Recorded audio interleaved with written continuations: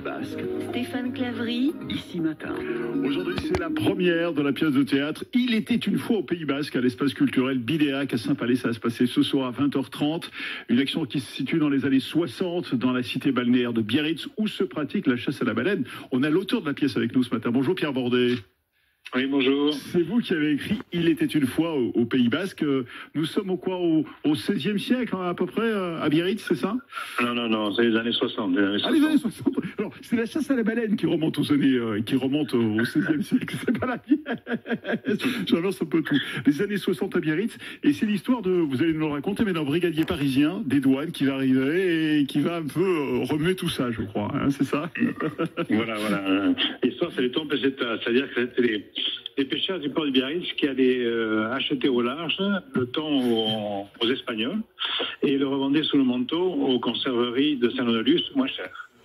Et ce trafic, cette contrebande était couvert par un douanier qui était Biarro. Et l'arrivée d'un brigadier parisien de la capitale va remettre tout ça en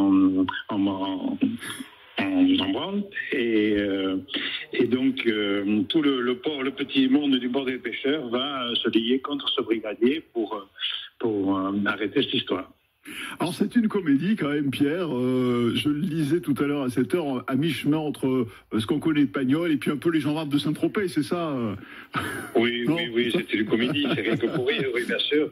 Et là-dedans, il y a bien sûr la vie du port avec les amis, les épouses, les douaniers, des fâcheries, des réconciliations, mais la fête aussi, voilà. Et beaucoup d'émotions. Vous avez mis votre petite patte. Expliquez-nous les coulisses d'une création d'une pièce théâtrale. Pierre, c'est compliqué à écrire, c'est long à écrire, il faut beaucoup d'idées. Qu'est-ce qui vous a inspiré là? Alors oui, c'est beaucoup de travail pour la monter surtout, mais pour l'écrire, c'était Sandrine Gary Santamaria qui m'avait demandé d'écrire une petite scénette de 15 minutes pour le festival de théâtre pour les pêcheurs. Et il avait trouvé ça bien, il avait trouvé ça amusant. Il m'avait dit, est-ce que tu peux faire carrément une pièce de plus d'une heure? J'ai dit oui. Bon, j'en ai écrit 2 heures, c'était beaucoup trop long. Donc il a fallu couper. Et maintenant, on est sur 1h15 à peu près. Et voilà, donc on est 7 sur scène. C'est beaucoup de répétitions. C'est Sandrine qui est la metteur en scène, qui nous drive pour tout ça. Ce sont tous des comédiens amateurs qui seront sur scène tout à l'heure à Saint-Palais? Oui, amateurs, mais chevronnés. Il n'y a que moi qui suis un petit peu béotien de tout ça, là. Voilà, donc il m'entoure, il me conseille, donc tout va bien. Bon, en tout cas, vous avez voulu que ça soit léger, Pierre, où il fallait, pour vous, c'est important qu'il y ait des éléments aussi un peu historiques de ce Biarritz des années 60 et de la chasse à la baleine, qui a fait la réputation. Oui, bon, c'est la pêche au thon, mais oui, c'est historique, puisque ça a vraiment existé. Donc, tous les costumes sont années 60, le thon, c'est le thon, c'est années 60, mais on est là vraiment dans le moment. Bon, alors on l'entend pas ce matin parce qu'il est timide un peu, Pierre, mais il a beaucoup d'humour, donc ça m'étonne pas qu'il ait écrit cette pièce.